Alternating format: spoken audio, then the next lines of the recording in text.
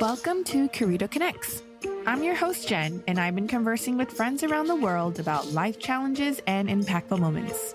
Conversations on this platform look at answering the questions, how we overcome challenges and how our experiences shape who we are and the work we do today. I hope this work can inspire you on your own personal and individual journey. Let's dive right in.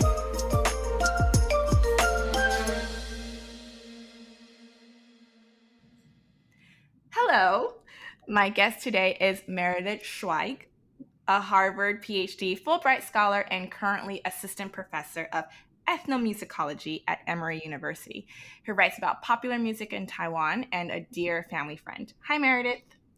Good morning. How are you doing? Or good evening to you. Good morning to me. Yes, good morning to you. So I have to say that Meredith is like my Jewish older sister, who probably knows more about Taiwanese pop culture than me. I have known her since the early 2000s when she started dating my older sister's high school friend, Andres. Since then, every time I have met Meredith, she has always been a great listener and always provides great narratives and storytelling to any given situation in her life at the time that we connect.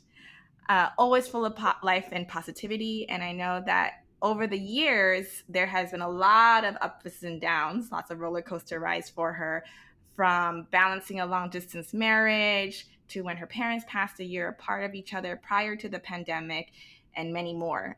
I'm so thankful she has agreed to join me in this podcast to share her story, and wanted to also congratulate her on submitting her book, which is going through the process of being published, called the title might change, but Renegade Rhymes, Rap Music, Narrative and Knowledge in Taiwan, which I actually know nothing about. So I'm really excited. I'm really excited once this is published to hold a signed copy in my hand. So without further ado, Meredith, I'd like to start this conversation by having you share with us more about yourself. Yeah. Well, I mean, I'll first say thank you for that really lovely, very, very kind introduction. And I think of you as like my sister in Taiwan too. In addition to my sister-in-law, who is also in Taiwan. And We love you, yes, Irene. yes, we love Irene so much. They broke the mold when they made Irene. She is a literal perfect human. And also thank you for the kind words about my book. My hope is that my expectation is that a lot of people don't know a lot about rap music in Taiwan, or how to think, maybe some creative ways of thinking about rap music in Taiwan and how it fits into Taiwan's history and politics and culture and all of that kind of stuff, and that it will be like readable. Even though it's an academic book, my hope is that people will actually like to pick it up, and not find it too burdensome or onerous. So thank you for the congratulations on that. But yeah, no, it's really lovely to chat with you this morning. As you said, we've known each other for a long time. We were trying to remember how long we've known each other when we were chatting just before we started recording. I don't remember either, but I met my now husband in 1999 and made my first visit to Taiwan in 2000. So it is possible that we met in the year 2000. Yeah, I've spent a lot of time in Taiwan over the years. My husband and Andres and I got married in 2009, but I had been spending time in Taiwan without him.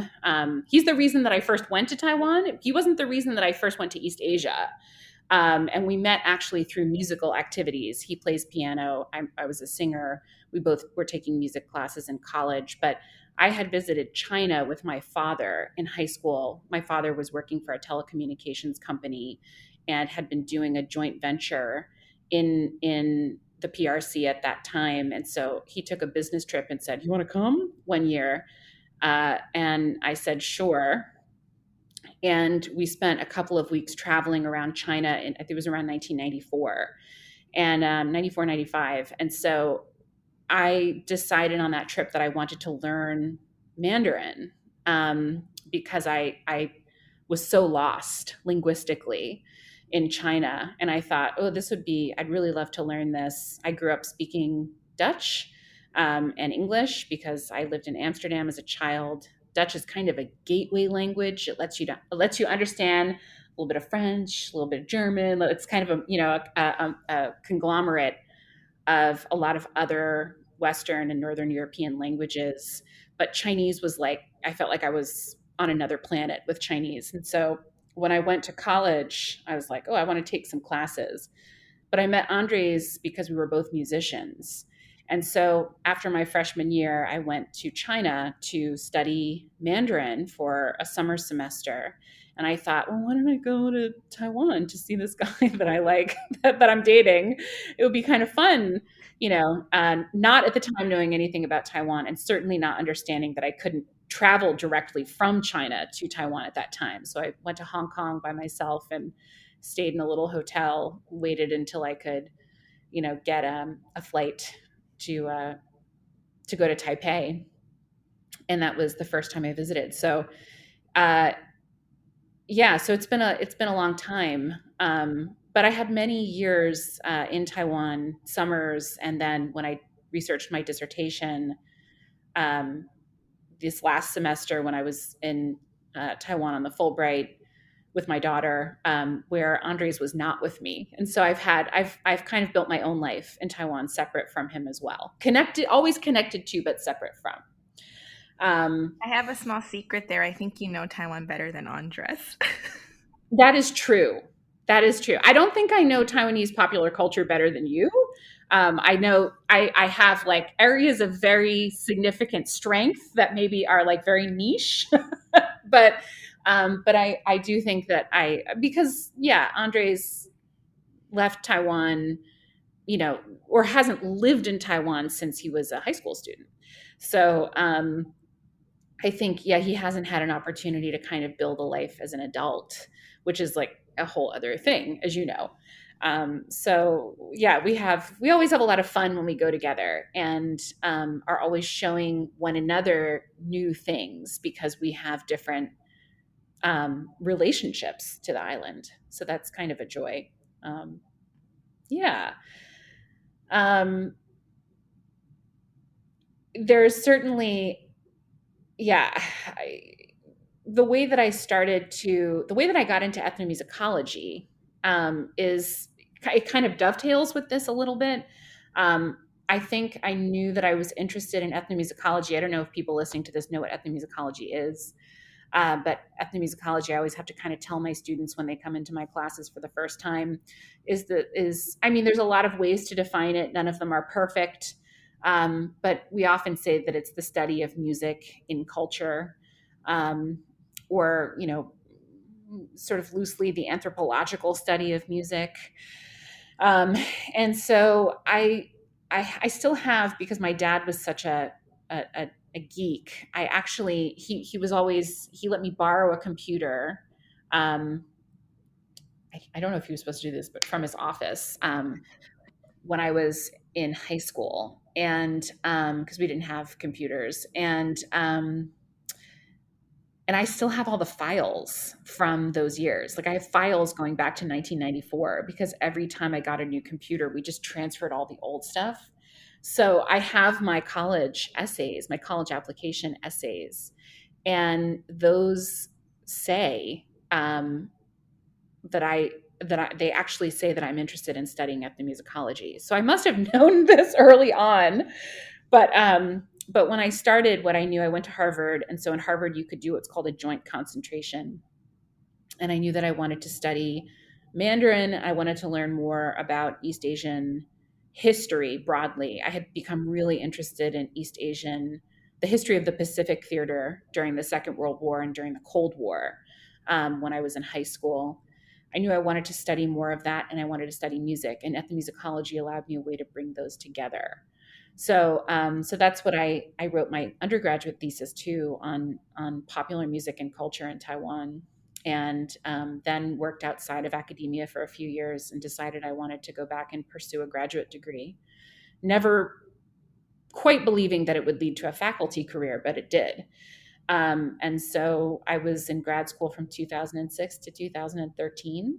and then at MIT for 2 years as a postdoc, and then started at Emory in 2015. So that's kind of the personal and professional part in a nutshell. In a nutshell, now we have that foundation of understanding. Mm-hmm. Maybe we can transition into talking about challenges and impactful moments and that have kind of shaped you along this journey that you just described for us, Yeah. and how that really shaped who you are today and the work that you do with your studies, your research, with your students, your colleagues, and the Yeah. world of ethnomusicology. Yeah. I mean, one thing I think any academic will tell you is that the line between the personal and the professional for an academic is like not very distinct.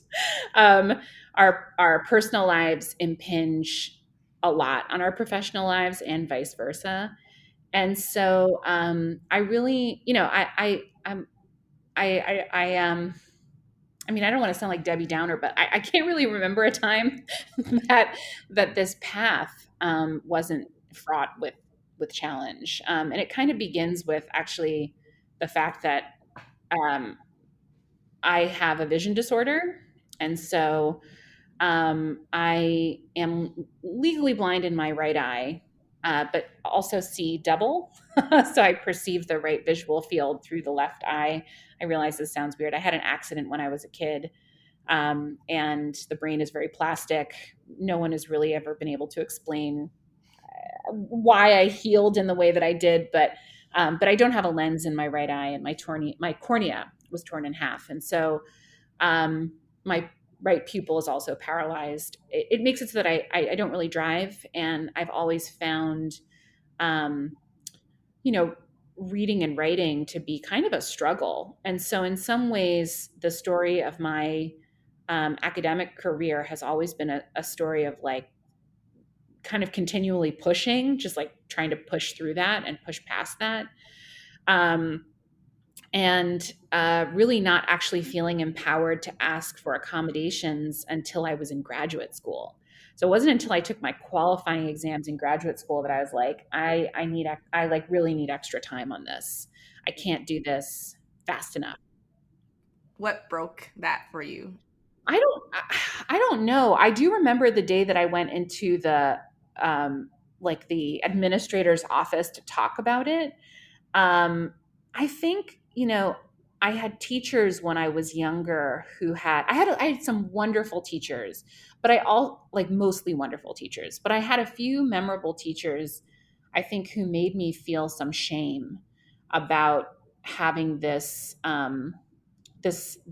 challenge, and who kind of put me in a position of having to, I think when you if you look closely at me, you'll see it, right? You'll see this. You can see it in my right eye. But for the most part, especially because I wear glasses all the time, and I actually wear sunglasses almost all of the time because of the light sensitivity, you can't see that I have this issue. And I think because of that sort of passing, a lot of my some of my teachers were slow to understand how impactful this was for me as a learner. And so I remember early on having my fourth grade teacher shaming me because we had to do. This is when I was in the Netherlands, but my teacher was actually British and was real super rigid, and we had to do our math using graph paper, and you needed one number per square. Lines needed to be drawn with rulers. Like it was super exact, and I just couldn't do it. I couldn't see properly, and she wouldn't accept my work. And I remember my mother having to go in and really advocate for me, and say, this isn't like you need like. And my mom was a teacher, and she was frustrated by this. So I think there were experiences like that. I had a gym teacher who thought I like didn't want to play volleyball or something, and I was like, no, I have no depth perception. I'm really struggling. Or like baseball, like all these things were very hard.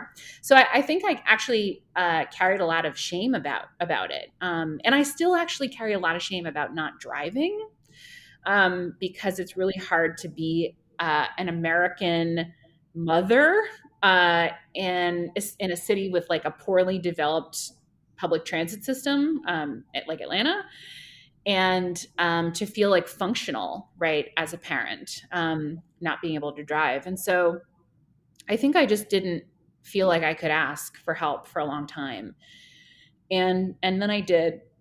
And still, when I became faculty, I actually had a colleague, another colleague from another institution who also has vision disorder, who I reached out to and said, like, I really need help navigating some of these structures at the university, because I need accommodations, I need a big monitor, I need, X, Y, and Z. So I always tell my students now, like, don't wait, come to me, talk to me. If you need an accommodation of any kind, I'm here.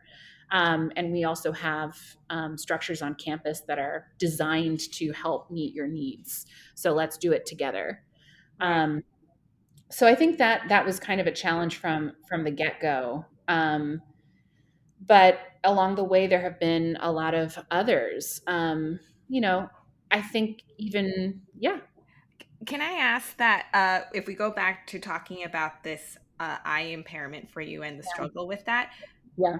Because I remember when we first met too, that you would say that, like, please sit on my other side because I can't see Yeah. you. Yeah. But I also got the sense that you weren't so comfortable saying that either. It's a little bit in Chinese we say, 不好意思, right? Or just Yeah. kind of like how would people perceive that of you? Yeah. And so Yeah. I'm just curious to know, for you growing up with this and knowing you have this, but like you said, it took you until grad school before you kind of started speaking up about it. Yeah. Was that, and also as a teenager, was that something for you hard in terms of acknowledging, self-image and just, kind of going like, I actually have, impaired, right? Because your eyesight, but also, like you said, people can't tell unless they really notice. Yeah. And you use your sunglasses to disguise that. Yeah. So in a little bit, it is kind of like a self-image and how confidence as well, right? And I'm just Yeah. curious in terms of how did you kind of overcome that part down, Yeah. grew. I don't think I have yet. And that's Um, okay. That's yeah, okay. I don't think I have yet. It's still uncomfortable for me to remind people, um, that, like, especially in Taiwan, actually, because the host always seats everyone at the table. And so I'm always in this position, if I go to a meal that someone else is hosting, which is like almost all the time because I'm rarely hosting, that they say, "Oh, Meredith, you sit here," and then I worry that they think that I'm being like an aggressive American, saying like, "Oh, actually, I can't. It really helps if I sit at this end of the table, then I can see everybody, right?" Or, and so it is actually still difficult, to advocate for myself. I remember my mom, when she met Andres for the first time, she recalled this in the toast that she gave at our wedding. She knew that Andres was special because even though he had only known me for a short time, she could see that he made that accommodation for me, right? That he would always walk on the side that I could see him. Or if I was seated in a car on the right side of the car, he would come around and open the door so that you know what I mean? So that I could get out without worrying that something was going to come strike the door, or, a biker or something like that. And so that was one of the ways that she perceived his rightness for me. Right. Yeah. So that's kind of nice. There's so many nice things about the relationship you two have. But Yeah. so would you say that till this day, Yeah. there are definitely people who you've come across in your life and relationships that you have, friendships, colleagues, etc., who actually don't know you have this problem, Yes. Yeah, that's absolutely true. I right? mean, yes, and including my colleagues, like at the beginning of the pandemic, that was a bit of a struggle because my large monitor, I have a huge monitor in my office, was locked to my desk. And I had asked to have it released and was first told no, and then wrote to my department chair and said, like, look, I'm not trying to be a Be squeaky difficult. wheel. Yeah, I'm trying to be a That's squeaky wheel here. But it would be great if we could have a conversation about how the pandemic is affecting you know, people with disabilities. I haven't been able to leave the house at all because I can't drive and I don't feel safe taking public transit. Like I can't get in my own car and drive where I have to go. So I haven't been able to come to the office at all. I haven't been able to retrieve my books, anything like that. And I need my monitor. And they were, of course, as soon as I pointed it out to them, they were very happy to I'm sure legally they had to oblige, but they were also very happy to oblige. Um, but I think that a lot of people don't know it or can't tell unless they look closely. I think they probably perceive that there's asymmetry in my face, right? right. But they don't know why. Is that something that you tell your students whenever you start a semester? It is actually the one place that I'm always really open is with my students. And I tell them because actually I've had about, I think, 14 or 15 surgeries on my eye. And I had the last one in 2015, which was to remove new scar tissue and to straighten the eye. I've had 3 eye straightening surgeries and because the eye drifts over the years. And um, I had really been struggling in the classroom because if I get tired or if I have a headache, my eye would wander. And people don't ever talk about this. I think people who have strabismus or other lazy eyes, something like that, where their eyes fall out of alignment, are very, very aware of this.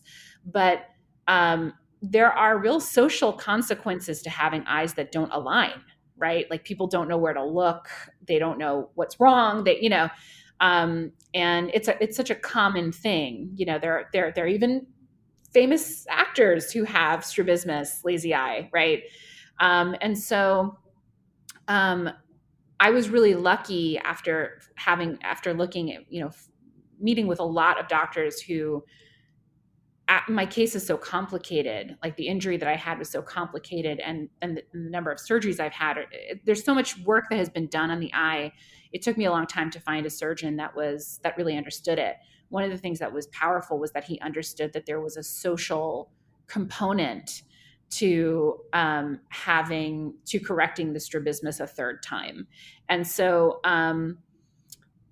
for a long time I would tell my students, like, I'm probably going to be tired because this class is, I've taught classes that are anywhere from an hour 15 to 3 hours. I've taught 3 hour seminars. I may be tired by the end of this, my eye may wander. um, you know if it makes you comfortable, you can track with my left eye. But I've usually told them, post 2015, post the most recent surgery, like, if you have your hand up and I don't see you, just let me, you know what I mean? You can speak up, you can keep it up. You can say, Professor Schweig, I just want to interject. So I usually tell them on the first day when I go over a syllabus and I get to the part about accommodations, like, I have them too. If you need them, you let me know. This is my situation. Like we just work through it together. Wow, that's really important. I think Yeah. everything that you just talked about right there, in terms of speaking up about it and also just letting people know, because it's just like the little examples you've made about just advocating for it and speaking up, Yeah. and then the amount of embracing that came along with it to like to Yeah. work with you on it, to understand you better. Yeah. But it's always that first step of fear, right? In terms of just like, how do I ask, or how do I say it? Yeah. Yeah. Yeah. How do I, or how do I kind of like just how do I just admit to myself that I need to have this conversation with others, right? Every so often. And, Yeah, I mean, I have perspective on this. I understand, that, even if I lost the eye, which I always know is a possibility moving forward, and it doesn't really, I can't see out of it, right? It doesn't, I get some light through it. I get too much light through it, but I can't use it to focus on anything, and it doesn't work with my left eye. So I've had surgeons just suggest actually that I get a contact that completely blocks the visual field to see if that helps make me more functional, right? Create less confusion in my visual field. But certainly there are far more challenges to encounter than the one that I'm dealing with. But I have a pretty firm belief, that in all matters, actually, that no one is served when you encounter a challenge. Like, I think that we've a little bit developed a culture in the United States of like not wanting to talk about challenges when you know that others have it worse. I do think that some of the discourse around privilege has helped to allow people to have those conversations and to say, I acknowledge my privilege, but right, and that's important.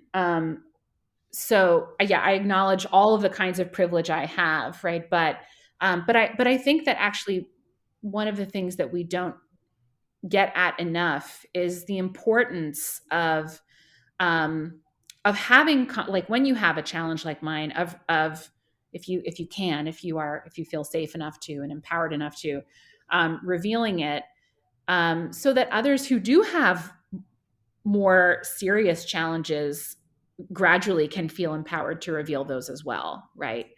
Um, exactly. I think it helps to kind of, yeah, grease the wheel a little bit. Absolutely. And I think that's what Curito Connects is about as well. Hmm. Because you were, before I cut you off, when you were sharing this, I Hmm. knew you were going to go into some other challenges along the way as well. So Yeah. if you want to kind of touch base on that, feel Yeah. free to. Yeah. I mean, for sure. I can't remember where I was in the story, but I mean, there are so many challenges. Which to pick? Yeah, I mean, deciding to go to graduate school in a couple, with both of you going into graduate school at the same time is always kind of like a gesture. It's a decision. Actually, in our case, I think we felt like it was a good one because, it was never the case that one of us was like, I gotta work, and the other one, was like, well, I want to take a vacation. It was more like we were in the trenches together, even though he was pursuing medicine and I was pursuing a PhD, in music. And so, yeah, we got married in 2009, and I left. We got married on June 20th, and then I was in Taiwan by like early August, and settling in for a year and a half of work in Taiwan away from home. And so, you know, it was a challenge. We're weird. I think we are unusually. We realize that we have an unusually close relationship, and so the distance for us wasn't hard in terms of the stability of our marriage. It was really just that we missed each other a lot. And I was here in his high school bedroom, staying with my in laws, while he was at home. And so that was, kind of the first gauntlet thrown. But probably more significantly, once I got home and we sort of decided we wanted to think about having a family, trying to decide like what was the right time to do that with respect to career and career stability and life stability was really difficult. Academia, it's really hard to find jobs. Ethnomusicology, you might have heard. I mean, that's a joke. That's a joke. You might have not heard. Is like there's not a ton of opportunities every year, right? So you go where the job goes, and we needed to figure out how to make that work, for the two of us. And I was also aware that there was a lot of, uh, as in any field, but I think arguably academia, these trends are a little bit even more pronounced for various reasons that we don't have to get into. But you know, that having people who have children in academia often face real discrimination in the hiring process and in the tenure process. And so, um, it was a complicated decision to make. And so we decided, in my field, the average time to getting a job, if people got a job, was like 3 turns on the job market, which is 3 years. And we basically said, like, let's just try, let's just see what happens. And I was lucky and got pregnant quickly, very lucky. And but what was complicated was that then I got a pretty serious bacterial infection. And so that coincided with my first trimester of pregnancy. And so I spent the first trimester of pregnancy, which was also my dissertation finishing year, which was also my husband's last year of medical school, mostly in and out of hospitals and doctors' offices trying to treat this antibiotic resistant infection. And what was the infection called? Like what did you the have? bacteria is called Pseudomonas aeruginosa. Okay. And And how do people usually get so, yeah, that? Pseudomonas is you it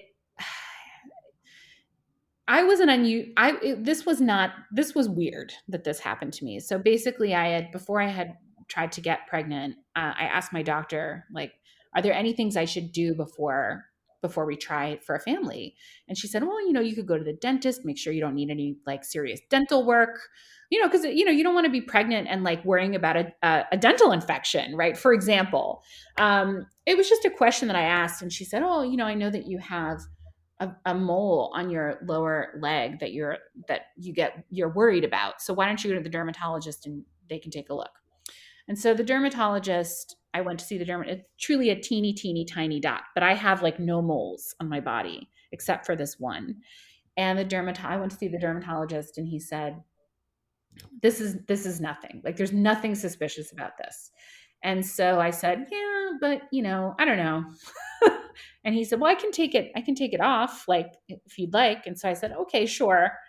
And so he took it off, and as is customary, you send it to the pathologist to have a look at it. And I had, it was all stitched up. There was no indication that anything was wrong. But some period of time later, I got a phone call, and he said, I need you to come back to the office. And so I went back to the office, and he said, this is shocking to me, but the cell that was the kind of cells that were identified in this tiny, tiny mole are, I can't remember the specific kind of cell, but they could potentially along the road become melanoma. And so he said the pathologist has recommended a wider excision. And so I said, okay. And I had already taken pregnancy tests. They were negative. I didn't, and so he did perform the wider excision and handed me a bottle of, it was like Tylenol with codeine or something. And my husband, Andres, picked me up, and I hobbled home, and we went to fulfill the prescription. And I said, you know what, just before I take an opioid, I'm just going to take one more pregnancy test to make sure that it's not positive. And I said, I'd also like some Captain Crunch, which I never eat. And so we both thought that was strange, and it turned out like portentous. So I took the pregnancy test, and it was positive. And so I was pregnant and now had this incision that was stitched up. And so I watched it to make sure that it wasn't infected, but I went back to have the stitches taken out, and the dermatologist, as he pulled the stitches out, I winced, and he said, well, somebody has a low pain tolerance. And I again felt like a little bit shamed for a minute, and I went, oh, I'm fine. And then I had an epiphany in that moment. And I said, actually, I don't have a low pain tolerance. I have a high pain tolerance. And I said, I would like you to culture this because I was concerned actually. I mean, it was a little red and it hurt. And so he kind of laughed and said, fine, okay, haha. And he cultured it. And I got a phone call then again a few days later. Come back. We need to retest this. I can't believe this, but this tested positive for Pseudomonas, and we need to retest it. So he was in such disbelief that I could have this infection, which normally affects people who are like severely immune compromised. Um, he retested it like 3 or 4 times. I had to go back. I ended up being seen like five different doctors. I ended up at Mass General in infectious disease. I had to get IV antibiotics. I had a PICC line in my arm. Like, I mean, it was a mess. It was a total mess. And so that was how I spent the first trimester of pregnancy, was just hoping also that these drugs that I was taking weren't impacting, the pregnancy. So that was super fun. Yeah, that's a storyline for the script writers for some of these TV shows, I like know. in Amsterdam. Oh, Like, yeah, it was a mess. we should submit this. Yeah, it was a mess. I mean, a lot of people have difficult pregnancies, I think, and that's also something that's not talked about enough. That pregnancy is can be a really hard road for people for all kinds of reasons: getting pregnant, staying pregnant, all of that. And so I had my daughter 6 weeks before my dissertation was due, which was surprising, and then Andres had to go almost straight back to finish medical school. And so I was more or less alone within days of returning home from the hospital after having my daughter, and then had a husband in internship while I was trying to start a postdoc. And I had no, parental leave, like no, I mean, it was a really hard time. And we got through it and moved to New York just in time for my dad to be diagnosed with cancer. And so that then went on for another 3 years. And that was one emergency after another. And I was commuting between New York and Cambridge to finish the postdoc. And then I got the job at Emory. They were very, very gracious and said, we understand if you need to commute from New York for some more time. I commuted for 3 years, every week by plane, which was crazy. And my dad died in 2017. And then we found out my mom had cancer 6 months later, and she died in October. So in 8 months apart, both of my parents passed away. And then we had a pandemic. So it feels a little bit like, I was telling Andres that whenever I think about, I'm very grateful for my lot in life. I have a wonderful child. I love my husband more than anything, and I am gainfully employed. We look at each other when we're having hard times and we say, we're alive and employed. And that's the baseline. Like, we can pay our bills and we have each other and we're alive. But I think, we were joking the other day that it feels a little bit like, if all of this had been in my own mind, I could imagine a scenario where, like, in trying to describe my pursuit of freedom, right? Because I've been tethered to sort of one thing or another for so long, that my story is a little bit, sometimes feels a little bit like the Truman Show, if you remember that movie, Yeah. where Jim Carrey is on the island and they're inventing ways to keep him there. So it's kind of like, oh, you can't drive a car, right? You got to stay at home. Everyone is sick. You can't leave the hospital. You can't leave home. Can't plan a trip. Can't, you're afraid of this or that. So you can't, go anywhere. Oh, there's a pandemic now. So, and so it's really been like, 8 years of a lot of stuff. And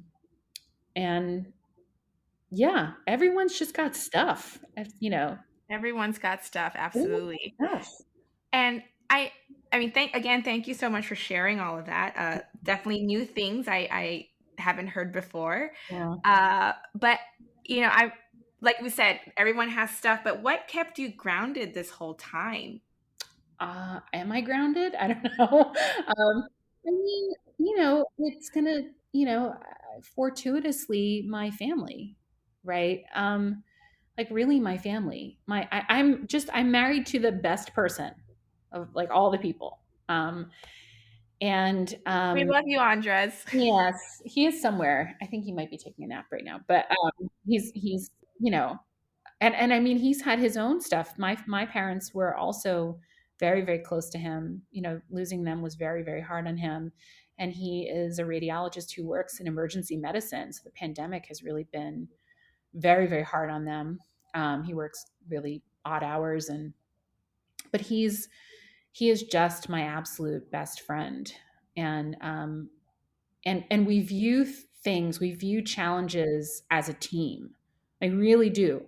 When we it has always been kind of second nature to us that if we have an argument, we're not we're not in opposition to one another, we're in opposition to whatever the problem is as a team, right? um, and so if we encounter a problem, we want to try and come to the best possible solution for us as a team. So I think that that is a huge thing. And you know, my daughter too is just like, I mean, through the years that my parents were ill, especially, they were more or less living with us in New York for large swaths of that time. And I remember when they passed away, looking at my daughter and just saying to her, you know, you'll never understand how much you saved us. You know, you didn't have to, and we didn't expect you to, but you did, just by being you, by laughing and exploring and being a kid and being alive. And so I think family is a huge part of it, and I'm lucky that I have good relationships to my family. So you know, I don't take that for granted either. You know, like losing my parents was not, my grief was not really complicated, it was just real grief, you know.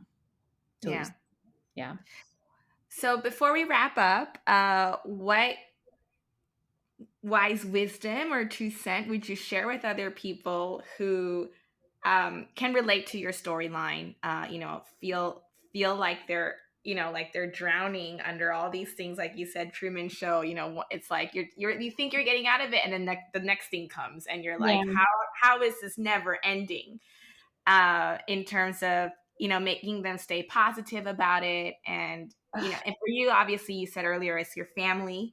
You have a great support network there. Yeah. um, you know in other conversations in this podcast, it has been about finding your community to Mhm. get that. If your family is not there, how important it is to vocalize your vulnerability and what you need, and Mhm. go get it from Yeah. those who can help support you on that. I don't know if I have any wisdom.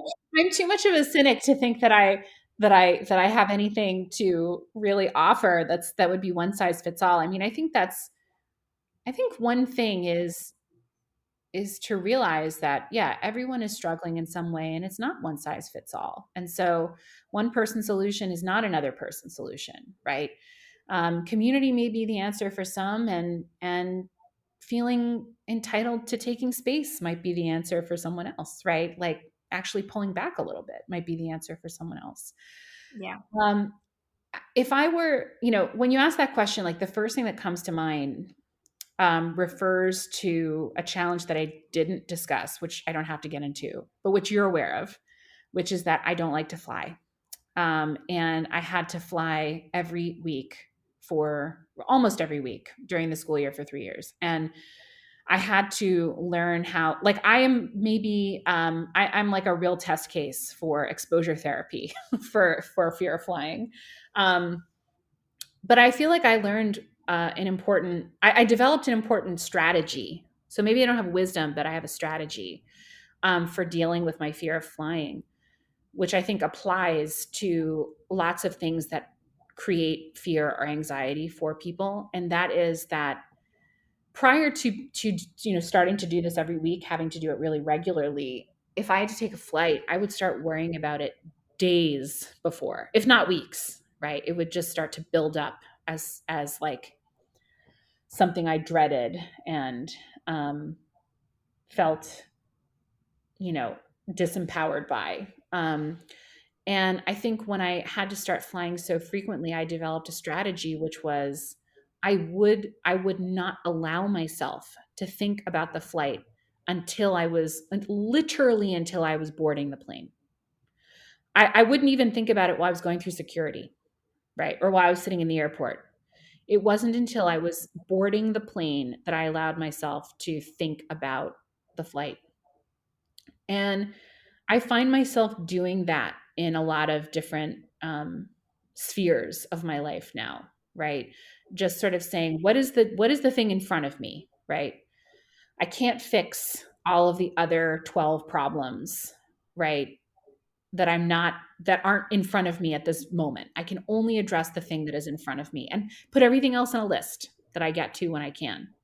And I think that's been important to me, to being able to move through this period of challenges. Yeah.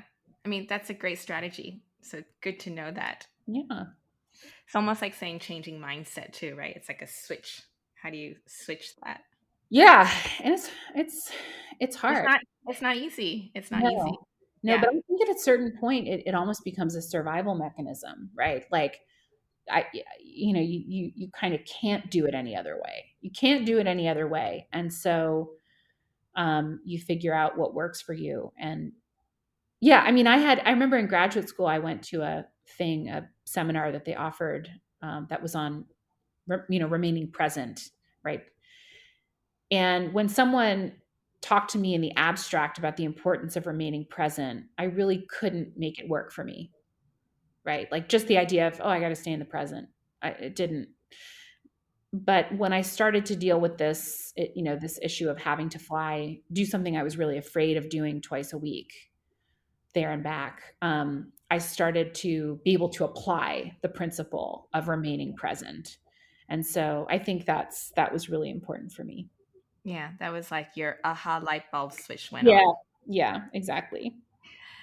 Well, we have to kind of wrap this up. Yeah. We can keep going. I mean, there's so many amazing stories. Where does it end? Where does it end? Where does it end? But do you have any fun music right now that you would share with us that you've been listening to? Or Oh, maybe, I mean, of course, I'll link, your bio in the bottom of this as well, so people can find you and the work you've done and the book, etc. Maybe if you have a Spotify playlist we can follow too. so I'm not on Spotify. I am a fogey who uses Apple Music. Okay, we can do Apple Music Yeah. too. Yeah, I could put together a playlist. I'm someone who's like not. I have artists that I became faithful to when I was younger, but now I'm more mercenary. I've always been an omnivorous person with respect to music, listening to lots of different kinds of music, truly lots of different kinds of music. But now I definitely work at the unit of the song rather than the unit of the album, I think. Okay. Yeah. And so, yeah, I think the album that I'm really looking forward to right now, and she's got a couple of songs out from it, is Yeba Smith's new album. She has a song called October Sky. Is it? Okay. I think it's called October Sky, All and right. it's beautiful, and it's about grief actually. But Okay. but I do feel like since I'm talking to someone in Taiwan, I need to make a plug for Taiwanese rap artists. There's a show on MTV right now called 大嘻哈时代, the Rappers, which is Taiwan's first rap competition, and it's like has lots of moments of silliness, just like any music competition, right? Where you have people who are really strong and people who are not. But all of the judges on that show have made really interesting music that I would encourage you to check out. Um, Okay. yeah, I'll put all those links so people can follow it as well. yeah, absolutely. Okay, cool. Yeah, Well, thank you so much for your time, Meredith. yeah, it was wonderful to talk. Yes. Well, hopefully we'll see you in Taiwan soon again. Yes, as soon as they allow me back in. Okay. Okay, take care. Bye. Bye.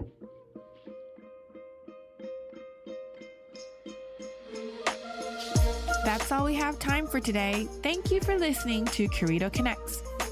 For more Connects content, collaborations, and discoveries set to inspire you on your own individual journey, please head to our website at www.curito.co.